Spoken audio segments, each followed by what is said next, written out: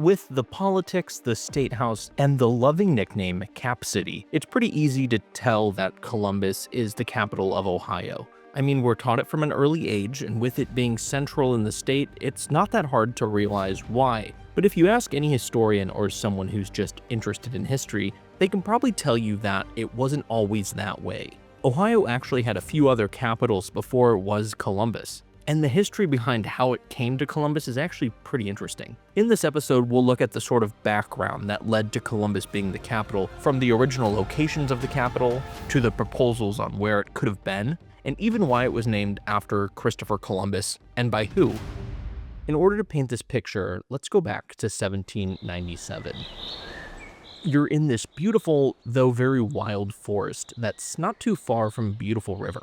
You're in an honestly great mood because this land you're on has incredibly fertile soil. You dug some up earlier, and just holding that dirt in your hand made you feel confident that this would be a prime area to plant crops.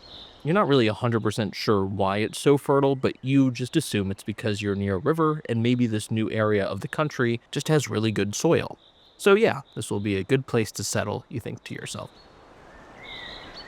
That's probably a thought that Lucas Sullivan or someone in his party had. Before Ohio was even a state, Lucas Sullivan settled Franklinton in 1797, which was the first permanent settlement in what is now central Ohio. It was located west of the Scioto River. The soil was really fertile, which made it great to grow crops. But as people would come to find out, that was due to the consistent flooding of the river. We'll definitely get into the history of Franklinton and flooding there in another episode, but long story short, Sullivan settled there, and as an admirer of Ben Franklin, named it Franklinton.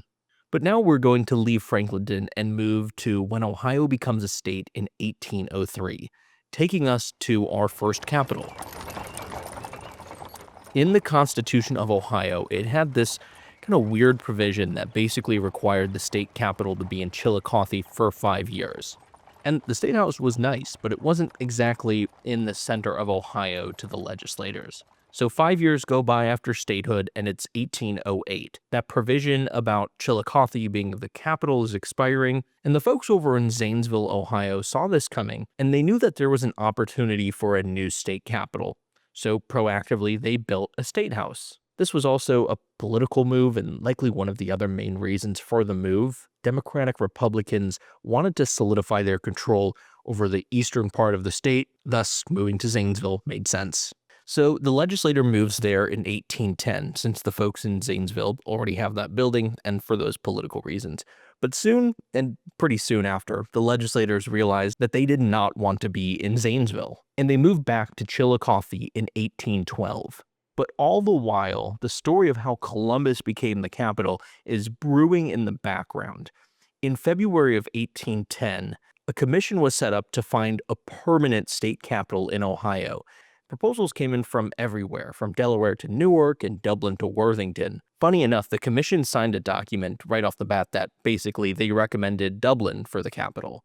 But that's not the proposal that ended up sticking. The proposal that ended up being accepted was one from 4 businessmen in Franklinton, all backed by Lucas Sullivan.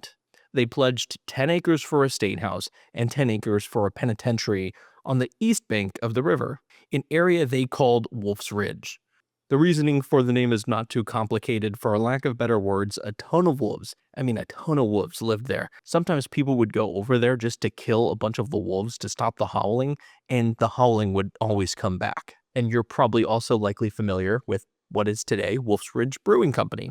Speaking of beers, let's go back to late January of 1812. Picture you found yourself in this tavern in this new city that is going to become the state capital.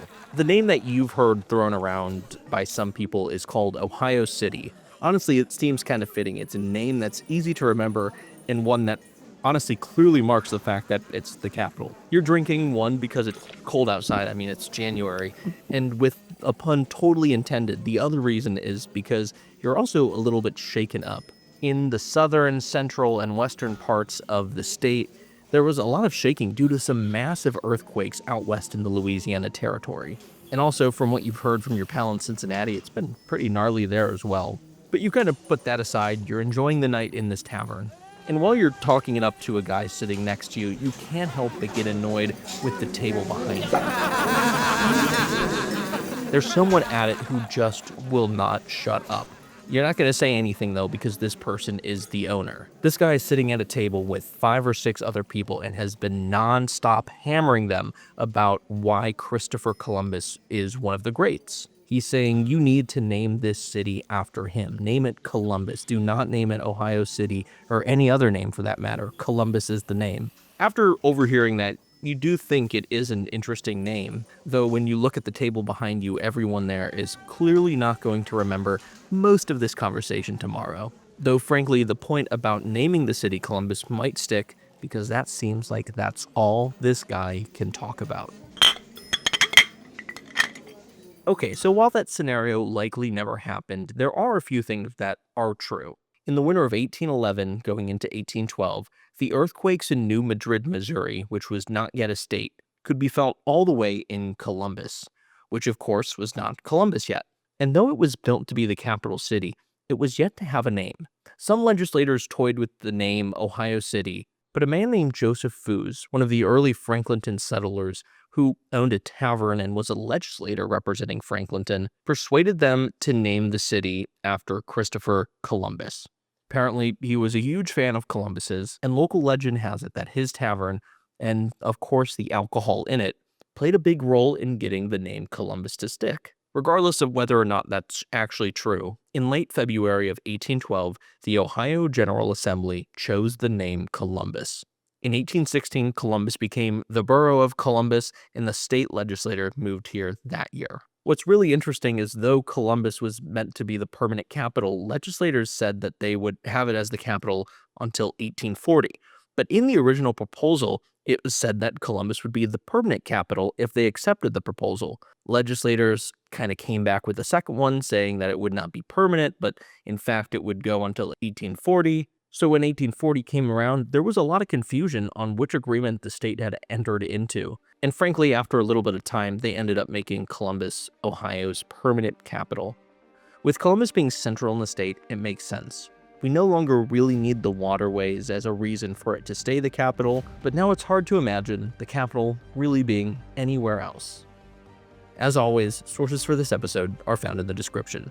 You can listen and watch the Columbus Chronicle on YouTube, Spotify, and Apple Podcasts. If you ever have a guest in mind or a topic you want to hear about, reach out to me at Connor@chroniclecreativeco.com.